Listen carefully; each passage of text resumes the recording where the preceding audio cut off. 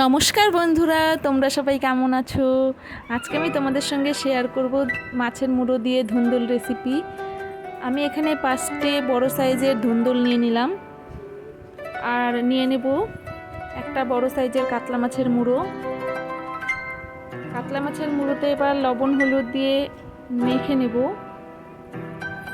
পরিমাণ মতো লবণ হলুদ দিয়ে আমি হাত দিয়ে মেখে নিলাম। এরপরে কড়াই বসিয়ে দেব। কড়াইয়ে দিয়ে দিলাম সরিষার তেল। যখন তেলটা গরম হয়ে যাবে তারপরে মাছগুলোকে ছেড়ে দেব। এরপরে আমি ধুন্দুলগুলোকে স্লাইস করে কেটে নিলাম। তারপরে মাছগুলোকে উল্টে পাল্টে ভেজে নেব। ধুন্দুলের সঙ্গে কিন্তু মাছের মুড়ো দিয়ে খেতে খুব ভালো লাগে। তোমরা একবার খেয়ে দেখো, খুব ভালো লাগবে খেতে, অসাধারণ লাগবে। এরপরে মাছের মুড়োগুলোকে নামিয়ে নিলাম।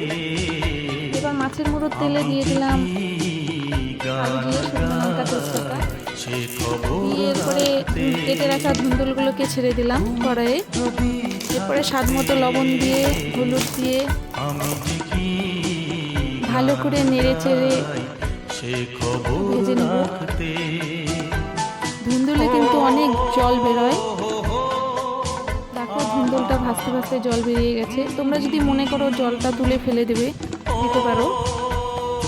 এরপরে আমি কাঁচা লঙ্কা দিয়ে দিলাম। আমি এখানে একটু বেশি কাঁচা লঙ্কা দিলাম, যেহেতু ধুন্দুলটা মিষ্টি, যার জন্য কাঁচা লঙ্কাটা একটু বেশি পরিমাণেই দিলাম। তোমরা যারা মিষ্টি খেতে ভালোবাসো তারা লঙ্কার পরিমাণটা কম দেবে, আর যারা ঝাল খেতে ভালোবাসো তারা ঝালের পরিমাণটা একটু বেশি দিবে। দিয়ে মাছের মুড়োগুলো দিয়ে দিলাম। দিয়ে মাছের মুড়ো দিয়ে আমি ভালো করে কষে নেব। দেখো, জল অনেক শুকিয়ে গেছে। এরপরে আমি দিয়ে দিলাম কাসুরি মেথি, দিয়ে আর একটু ভালো করে নেড়ে চেড়ে নেব।